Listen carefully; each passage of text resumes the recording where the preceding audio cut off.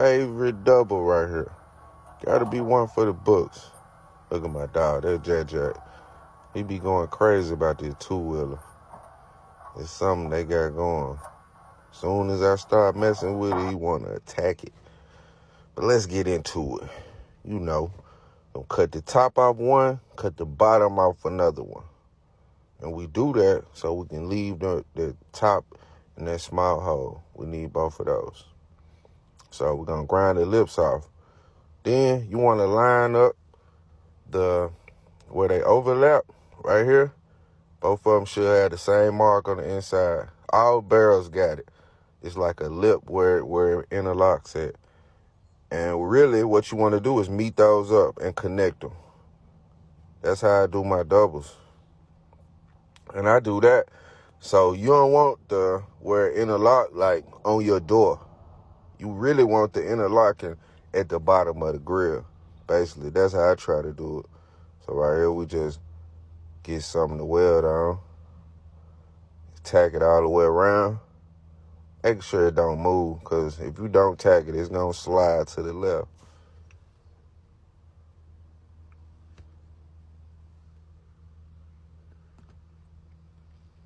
Hit. Come on now. With the flux core. Come on now. On the barrels.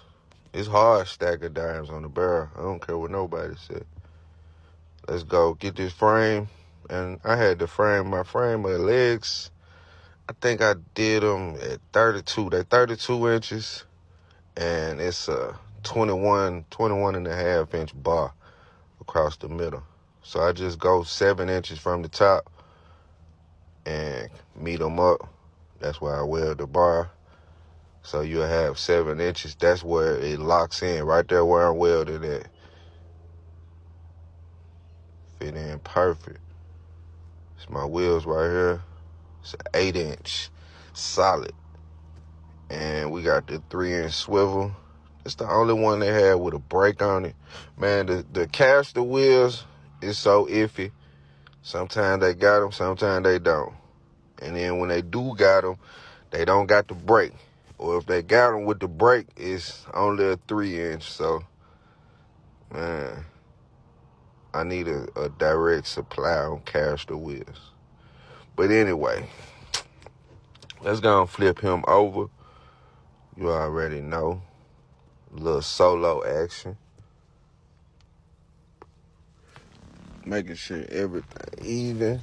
Pop string, baby. You already know.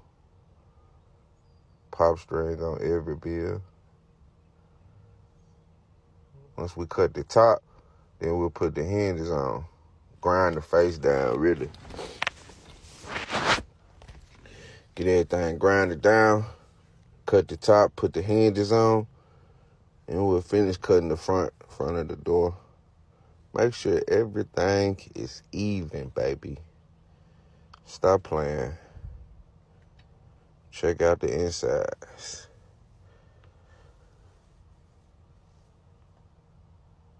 This one was good.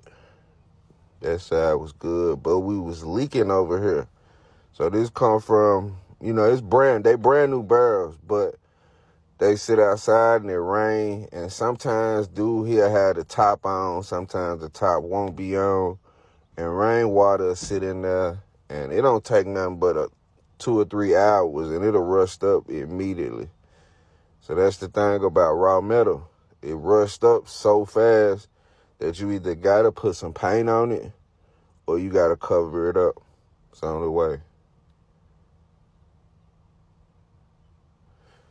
It was a beautiful day. I think this was a Saturday, if I'm not mistaken. But right here is just me putting the lips on. A lot of people ask me about the lips, where I get the lips from, how you put them on. Well, right here is a good explanation of how I use. I always use my little vice grips. I think they call the U grips, something like that. But you want it to go around and clamp on, lock on. And right there at the middle, it's like the needle nose grip pliers. And I use those to whoop around that little dip right there. the dip. So that's how you want your doors to sit flush against the chamber. Try to keep some smoke in so ain't no smoke coming out. So right here we got a gap. You know we can't have no gaps on no smoker. So we're going to put another lip on the inside. I do all my builds like this. Just a little insight. Right here, see how I got the needle nose on the hump itself? Then you want to weld that starting from the beginning. And keep hold to this right side, because if not, then it'll go warp and it'll be hard to fix once you get to the end. So, just like that. Now, no gap. All the smoke stay in. We got that side cleaned out. Now let's put the racks in, baby. Once we get that side cleaned off, then I make my markings. So this is my 2 markings up top for my arm that'll hold the rack. Mark those out, and I try to get them, do them on both sides. That way I know it's even. So you go 2 inches from the beginning of the barrel, 2 inches from the back of the barrel. That's why I mark them at right there. And up top, what I do is I go exactly 5 inches from the top of the barrel.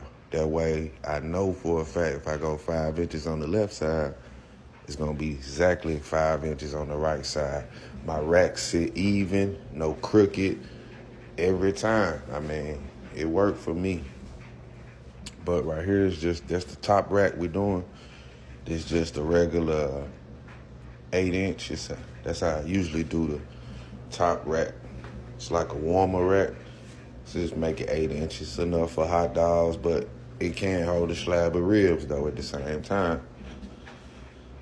To get that rack made, I had the camera sitting inside the grill. It's kind of awkward position, but we gotta get it straight. Once I see that bubble in the middle, we can weld it down.